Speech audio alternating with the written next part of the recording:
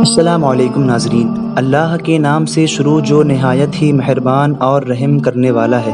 جیسا کہ آپ لوگوں نے پچھلی ویڈیو میں جانا کہ کوفہ کے لوگوں نے حضرت امام مسلم کے ساتھ بے وفائی کا کیسا سلوک کیا، اور ابن زیاد نے دھوکے سے امام مسلم اور ان کے شہزادوں کو شہید کر دیا، اور آپ نے پچھلی ویڈیو میں جانا کہ امام مسلم اپنی شہادت سے پہلے حضرت امام حسین کو خط بھیج چکے تھے۔ ادھر امام مسلم کا خط حضرت امام حسین کے پاس پہنچ چکا تھا۔ خط دیکھنے کے بعد امام حسین کو درخواست قبول فرما لینے میں کسی طرح کی کوئی تشویش و تدبیر کرنے کی ضرورت نہ تھی۔ ظاہراً تو صورتحال یہی تھی، لیکن آپ کو کیا معلوم ادھر امام مسلم اور آپ کے دونوں بچوں کو قتل کر دیا گیا ہے۔ لہٰذا اکابر کرام امام حسین کو اس سفر سے روکنے کی بہت ہی منت کرتے رہے کہ آپ مکہ مکرمہ سے کوفہ تشریف نہ لے جائیں، مگر ان سب کی کوشش ناکام رہی اور امام حسین نے کوفہ جانے کے لیے پختہ ارادہ فرما لیا، اور 3 ذی الحجہ 60 ہجری کو آپ اپنے اہل و عیال، عزیز و اقارب اور غلاموں کے ساتھ کل 82 نفوس قدسیہ کے ساتھ مکہ مکرمہ سے عراق کے لیے روانہ ہو گئے۔ اس سفر میں حضرت امام حسین کے 3 بیٹے آپ کے ساتھ تھے۔ حضرت علی ابن امام زین العابدین کہتے ہیں اس وقت آپ کی عمر مبارکہ 22 سال تھی اور بیمار تھے۔ دوسرے صاحبزادے حضرت علی اکبر رضی اللہ تعالی عنہ جن کی عمر 18 سال تھی۔ تیسرے بیٹے جنہیں ننھے علی اصغر کہتے ہیں، یہ شیرخوار بچے تھے۔ امام حسین کی صاحبزادی حضرت سکینہ رضی اللہ تعالی عنہا ساتھ تھیں، جن کی عمر مبارکہ 7 سال تھی۔ حضرت امام حسین بہت تیزی کے ساتھ سفر مکمل فرما رہے تھے کہ راستے میں آپ کی ملاقات بشیر بن غالب سے ہوئی، جو کوفہ سے مکہ جا رہے تھے۔ امام پاک نے ان سے کوفہ کا حال دریافت فرمایا تو انہوں نے جواب دیا کہ اہل کوفہ کے دل تو آپ کے ساتھ ہیں، لیکن ان کی تلواریں بنی امیہ کے ساتھ ہیں۔ یفعل اللہ ما یشاء، خدا جو چاہتا ہے کرتا ہے۔ امام حسین نے فرمایا یہ سچ ہے۔ لہٰذا اس کے بعد آپ کی راستے میں عرب کے مشہور شاعر سے ملاقات ہوئی، اس نے بھی اسی طرح کی بات کہی۔ بہرحال امام حسین رضی اللہ تعالی عنہ نے سفر جاری رکھا اور بطن الرماں نام کے مقام سے آگے بڑھے تو عبداللہ بن متی رضی اللہ تعالی عنہ سے ملاقات ہوئی۔ انہوں نے امام پاک کی بہت منت کی کہ آپ کوفہ ہرگز نہ جائیں، آپ کو وہاں یقیناً شہید کر دیا جائے گا، مگر امام حسین نے فرمایا لن یصیبنا الا ما کتب اللہ لنا، ہمیں وہی مصیبت پہنچ سکتی ہے جو اللہ نے ہمارے لیے مقرر فرما دی ہے۔ حضرت امام حسین رضی اللہ تعالی عنہ نے منزل بمنزل سفر جاری رکھا۔ آپ سفر فرماتے ہوئے چلے جا رہے تھے، اب تک کوفہ میں امام مسلم کی شہادت اور وہاں کے بدلے ہوئے بے وفا حالات سے بالکل ہی بے خبر تھے۔ لہٰذا منزل صلبہ پر بکین اسدی سے ملاقات ہوئی، جو کوفہ سے آ رہے تھے۔ انہوں نے امام پاک کے قدموں کا بوسہ لے کر کوفہ کے بدترین حالات سے حضرت امام پاک کو آگاہ کیا، اور امام مسلم اور ان کے بچوں کی شہادت اور دردناک حالات سن کر حیران و پریشان رہ گئے۔ کوفہ کے یہ حالات سن کر بعض لوگوں نے کہا کہ امام پاک یہیں سے واپس تشریف لے چلیں۔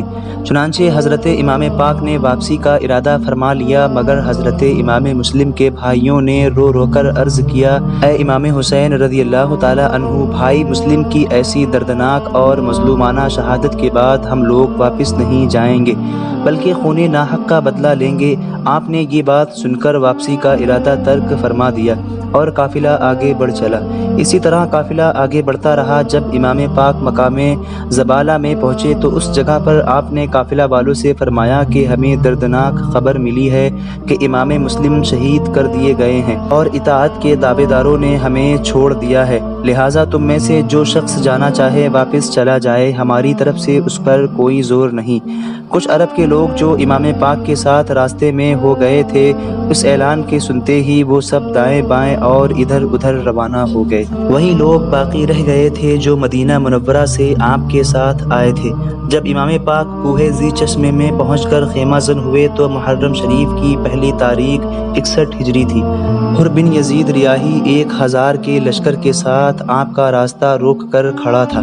حر نے امام پاک کو سلام کیا اور عرض کیا اے ابن رسول صلی اللہ تعالی علیہ وسلم، مجھے کوفہ کے یزیدی گورنر عبید اللہ بن زیاد نے آپ کی گرفتاری کے لیے بھیجا ہے، اور ساتھ ہی ساتھ یہ معذرت بھی پیش کی کہ خدا گواہ ہے میں بے دل سے یہاں آیا ہوں، مجھے آپ کی مقدس بارگاہ میں بال کے برابر بھی بے ادبی اور گستاخی گوارا نہیں، لیکن میں ابن زیاد ظالم کے حکم سے مجبور اور لاچار ہوں۔ حضرت امام حسین رضی اللہ تعالیٰ عنہ نے فرمایا، اے حر، میں اس شہر کوفہ میں خود بخود نہیں آیا ہوں، بلکہ کوفہ والوں نے مجھے 150 خط لکھ کر بلایا ہے، اور یہ خط اکثر انہی لوگوں کے ہیں جو اس وقت میری گرفتاری کے لیے تمہارے لشکر میں آئے ہوئے ہیں۔ حر نے قسم کھا کر کہا، واللہ مجھ کو اس کا کچھ بھی علم نہیں ہے کہ آپ کے پاس کب خط بھیجے گئے اور کن کن لوگوں نے خط بھیجے، نہ میں آپ کو چھوڑ سکتا ہوں اور نہ ہی خود واپس لوٹ سکتا ہوں۔ یہ سن کر امام پاک نے خطوط کا تھیلا الٹ دیا اور فرمایا کہ خود دیکھ لو، یہ خط موجود ہیں، ان کو پڑھ لو اور ان کے دستخط اور مہریں دیکھ لو۔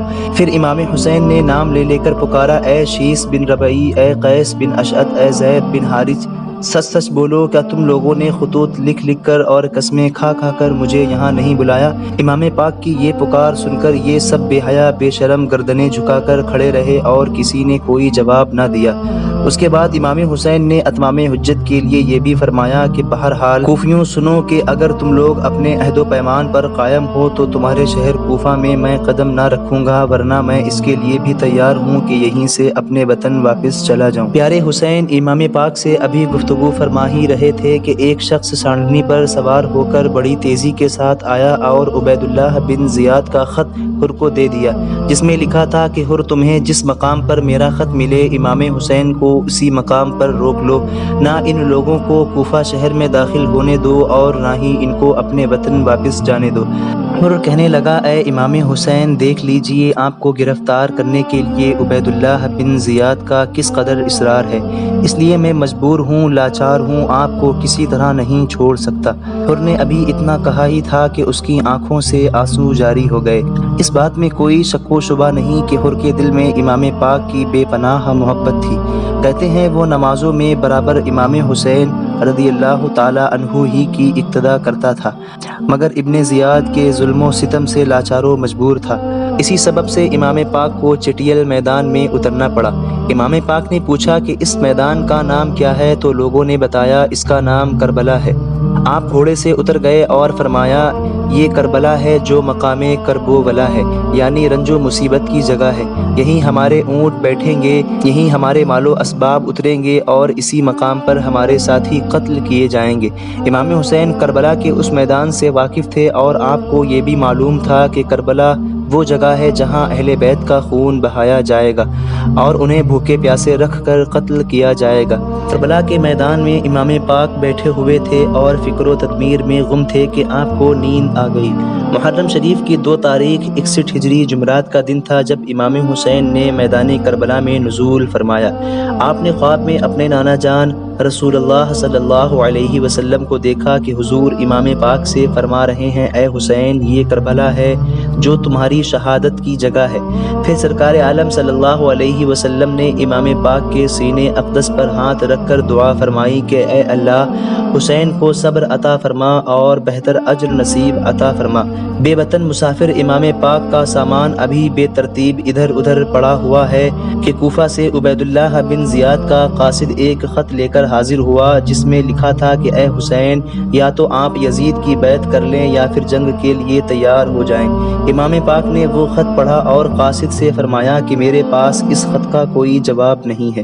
جنگ میں موجود صحابی رسول حضرت سعد بن ابی وقاص رضی اللہ تعالی عنہ کا بیٹا موجود تھا۔